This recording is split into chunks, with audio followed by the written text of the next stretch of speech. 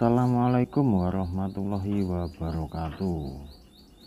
Jumpa lagi dengan saya di sini, Kendi Hidroponik, pelajar tani otodidak. Sebagai pengingat untuk diri saya sendiri khususnya, dan berbagi info dengan teman-teman semua yang menonton channel saya. Semoga apa yang saya bahas ini bermanfaat bagi Anda yang ingin belajar hidroponik seperti saya.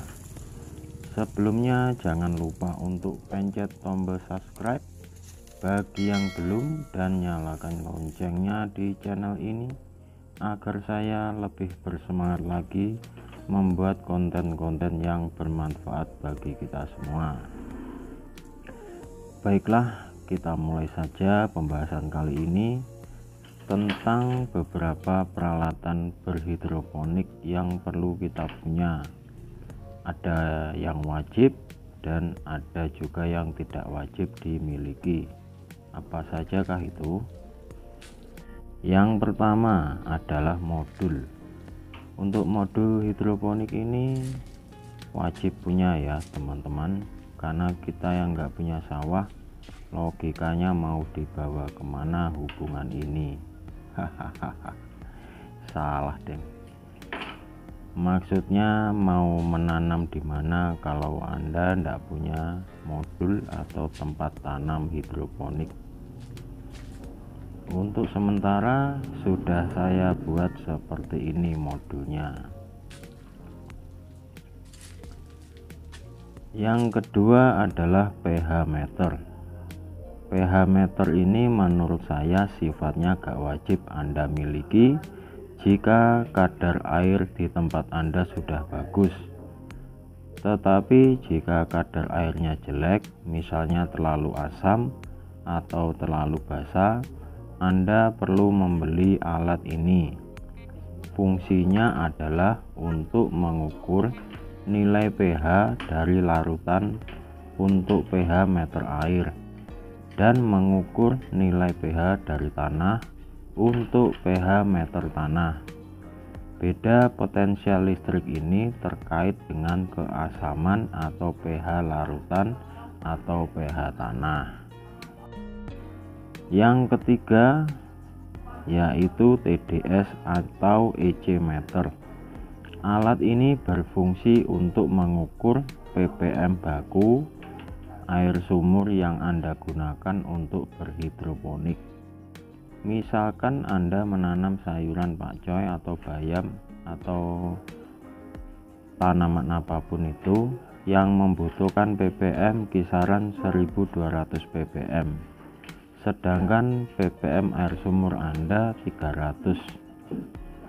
Setelah mencampurkan abimik pada tandon, Anda tinggal mencari angka di 1500 ppm terlarutnya. Yang keempat adalah gelas ukur. Alat ini penting juga Anda miliki karena jika tandon Anda besar, pastinya akan kesulitan menentukan takaran abimik Anda. Jika Anda masih dalam tahapan belajar pakai sistem WIK yang tidak membutuhkan banyak air, bisalah Anda pakai tutup botol air mineral. Ini kira-kira dalam satu tutup botol air mineral kisaran 5 mili, sedangkan acuan bakunya adalah 5:5:1 liter air, yaitu setara dengan 1000 ppm. Itu kalau pakai sistem saya, sistem K2, caranya seperti itu. Apa maksudnya K2? K2 adalah kira-kira. Sedangkan yang kelima yang perlu Anda miliki adalah hoso dan bor. Nah, alat ini sebenarnya enggak terlalu wajib Anda miliki kalau hanya sekedar pakai sistem WIK. Cukup pakai botol bekas yang bisa Anda lubangi pakai kawat panas atau hanya dengan cutter. Tapi kalau Anda pakai pipa paralon alangkah baiknya kedua alat ini perlu Anda miliki biar tidak capek melubangi satu persatu. Yang keenam adalah netpot. Alat ini juga bisa Anda miliki, bisa juga tidak. Kalau tanaman Anda ditanam di pipa paralon seperti punya saya, sangat perlu untuk kebutuhan netpot ini.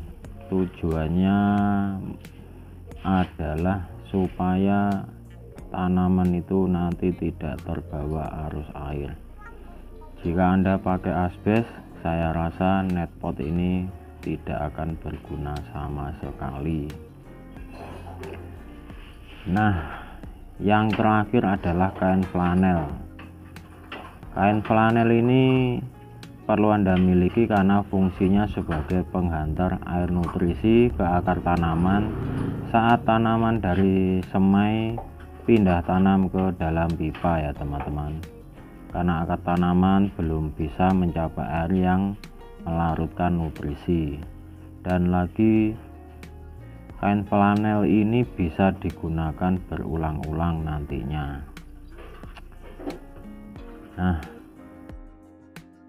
teman-teman, untuk dasar Anda berhidroponik ini ada 7 alat yang mungkin bisa Anda siapkan di awal. Untuk peralatan lainnya mungkin bisa saja sambil berjalannya waktu.